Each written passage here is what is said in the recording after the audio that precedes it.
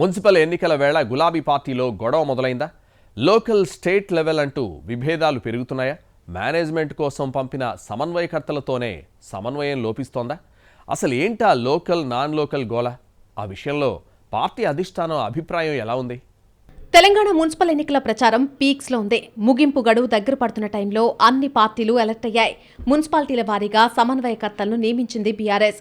రాష్ట్ర పార్టీ ఆధ్వర్యంలో నియమించిన ఈ సమన్వయకర్తలు షెడ్యూల్ కంటే ముందుగానే ఆయా మున్సిపాలిటీలకు వెళ్లి టికెట్ల కేటాయింపు నుంచి బీ ఫామ్స్ ఇచ్చే వరకు దగ్గరుండి చూసుకున్నారు. చివరకు రెబల్స్ తో విత్డ్రా చేయించడంలో కీలక పాత్ర పోషించారు. అలాగే కొన్ని వార్డుల్లో స్థానిక పొత్తుల్ని కూడా వాళ్లే ఫైనల్ చేశారు.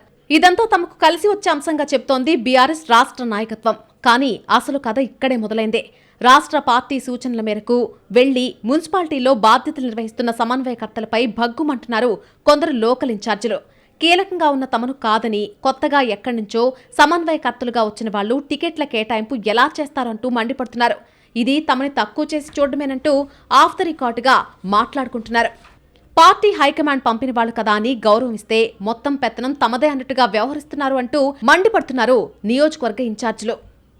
ఇన్నాళ్లు నియోజకవర్గ ఇన్ఛార్జిగా కార్యకర్తలకు అండగా ఉన్న తమను కాదని కొన్ని చోట్ల టికెట్లు కేటాయించడం, మరికొన్ని చోట్ల ప్రచారాల షెడ్యూల్ నిర్ణయించడం ఎంతవరకు కరెక్ట్ అని ప్రశ్నిస్తున్నారు. అయితే రాష్ట్ర పార్టీ మాత్రం ఈ విషయంలో ఏమాత్రం వెనక్కు తగ్గడం లేదు. మున్సిపాలిటీలకు సమన్వయకర్తలను కావాలని పంపించామని అంటున్నారు.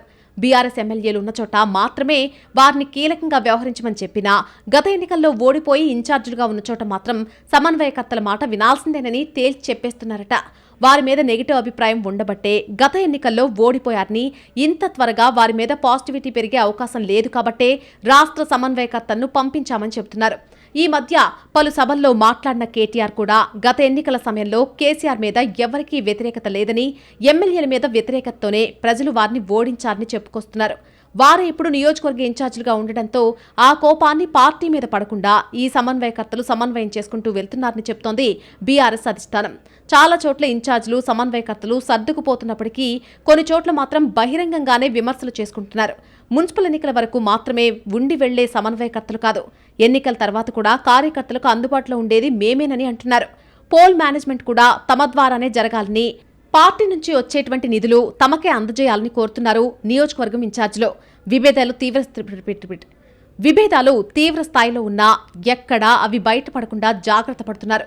అదే తమకు కలిసి వచ్చే అంశంగా చెప్తోంది బీఆర్ఎస్. ఈ లుకలుకల రిజల్ట్స్ ఫైనల్ గా ఎలా ఉంటాయో చూడాలి మరి.